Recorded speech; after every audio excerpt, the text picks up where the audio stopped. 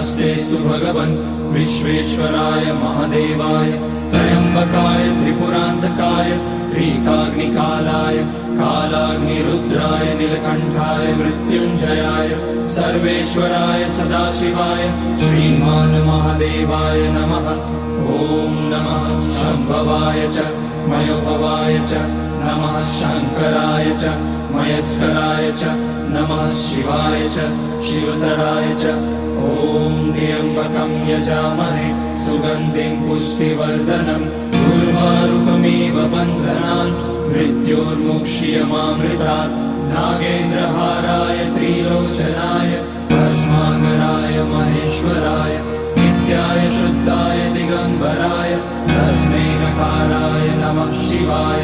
Mandakini सलिलचन्दन चर्चिताय Nandishwar प्रमथनाथ